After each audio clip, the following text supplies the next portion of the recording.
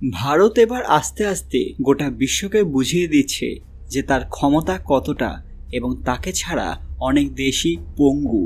হ্যাঁ, এবার ভারত টেক্সটাইল শিল্পে এক গুরুত্বপূর্ণ এবং কৌশলগত সিদ্ধান্ত নিয়েছে। আমরা সবাই জানি যে ভারত এবং তুরস্কের সম্পর্ক অনেক সময় অনেক রকম থাকে, সবসময় ভালো থাকে না। আর এবার ভারত তুরস্কে টেক্সটাইল রপ্তানি বন্ধ করার ঘোষণা করে দিয়েছে।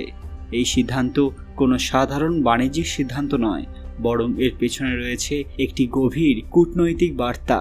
ভারত বুঝিয়ে দিচ্ছে যে তাদের সঙ্গে বেইমানি করে কোনোভাবেই পৃথিবীতে টিকে থাকা যাবে না। ভারত আর ঠিক কী করেছে এবং এটা কিভাবে তুরস্ককে পুরো ধ্বংসের দিকে এগিয়ে দিচ্ছে সবটাই জানাবো আজকের ভিডিওতে। তার আগে কমেন্ট বক্সে হর হর মহাদেব লিখতে ভুলবেন না। সকলকে আমাদের চ্যানেল পুরান কথায় স্বাগত। আজকে আপনারা জানবেন ভারতের বড় কৌশল। ভিডিওতে এগোনোর আগে সবাই অবশ্যই আমাদের চ্যানেলটি সাবস্ক্রাইব করে নেবেন। ভারতের এই সিদ্ধান্ত গোটা বিশ্বে তুলকালাম সৃষ্টি করেছে।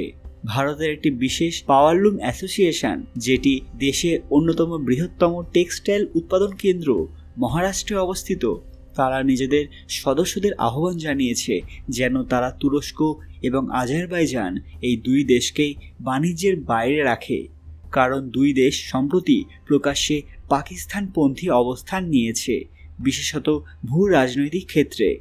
ভারতের দৃষ্টিতে এটি এক ধরনের পরোক্ষ বিরোধিতা, যা দেশের স্বার্থের পরিপন্থী। তুরস্কের সঙ্গে ভারতের বহুদিনের ব্যবসায়িক সম্পর্ক থাকলেও সাম্প্রতিক বছরগুলোতে তুরস্ক ভারতের অভ্যন্তরীণ বিষয়, বিশেষত কাশ্মীর ইস্যুতে একাধিকবার নেতিবাচক মন্তব্য করেছে। এর ফলে শুধু রাজনৈতিকভাবে নয়, অর্থনৈতিক ক্ষেত্রেও এটি চাপ তৈরি হয়েছে। টেক্সটাইল রপ্তানি বন্ধ করে ভারত বোঝাতে চায় যে যদি কোনো দেশ ভারতের সার্বভৌমত্ব এবং নিরাপত্তাকে প্রশ্ন তোলে, তবে বাণিজ্যের দরজা বন্ধ হতে পারে।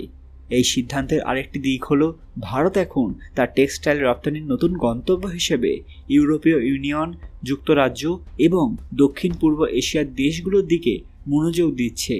বিশেষত UK Bharat free trade agreement অর্থাৎ FTA এর সম্ভাবনা ভারতীয় শিল্পকে নতুন জায়গায় পৌঁছে দিতে পারে।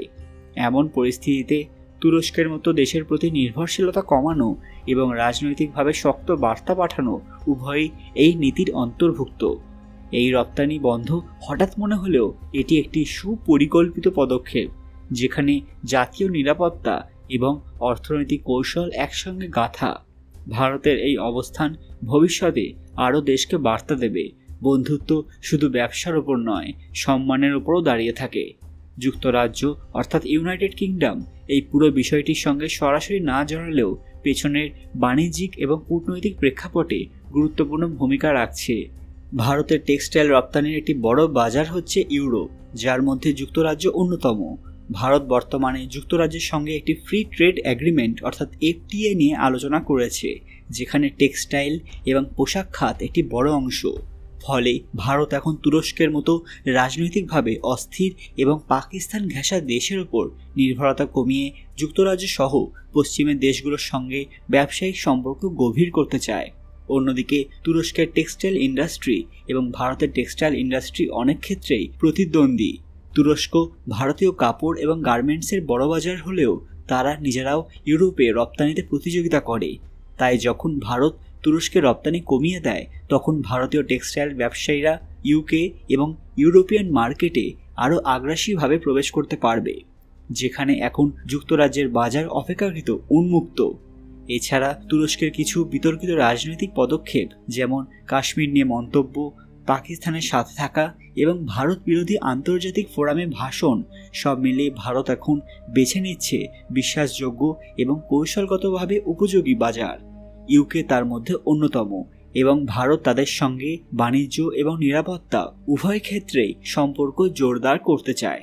সার কথা, ইউকে এই সিদ্ধান্তের পরোক্ষ সুবিধাভোগী হয়ে উঠেছে, আর এতে তুরস্ক যেমন ব্যবসা হারাচ্ছে, তেমনি যুক্তরাজ্য পেতে পারে নতুন সম্ভাবনা। ভারত বিশ্বের অন্যতম বড় কাঁচামাল এবং কাপড় উৎপাদক দেশ, বিশেষ করে কটন ইয়ার্ন, ভিসকোজ এবং বিভিন্ন ব্লেন্ড ফ্যাব্রিক্স। এইসব জিনিস তুরস্ক বিভিন্ন সময় ব্যবহার করে নিজস্ব ফ্যাশন শিল্পে। বিশেষ করে যেসব কাপড় তাদের দেশে পাওয়া যায় না বা বেশি খরচ সাপেক্ষ। 2022 সালে ভারত থেকে তুরস্কে টেক্সটাইল রপ্তানির পরিমাণ ছিল প্রায় $500 মিলিয়ন, যা উল্লেখযোগ্য ব্যাপার। মূল বিষয় হলো নির্ভরতা নয়, বরং কৌশলগত চাপ।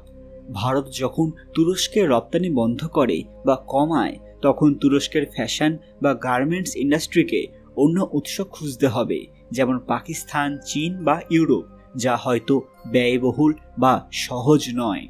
বিশেষ ক্ষেত্র এবং নির্দিষ্ট সেক্টরে ভারতীয় পণ্য তাদের জন্য অত্যন্ত গুরুত্বপূর্ণ ছিল।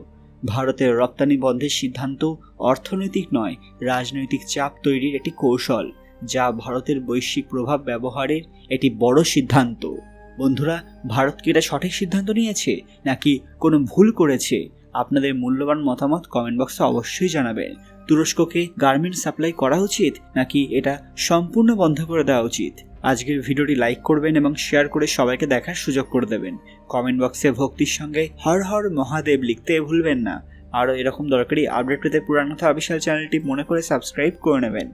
খুব তাড়াতাড়ি ফিরে আসবে একটি দরকারি ভিডিও নিয়ে। ততক্ষণ আপনারা এই ভিডিওগুলো দেখতে পারেন। ধন্যবাদ।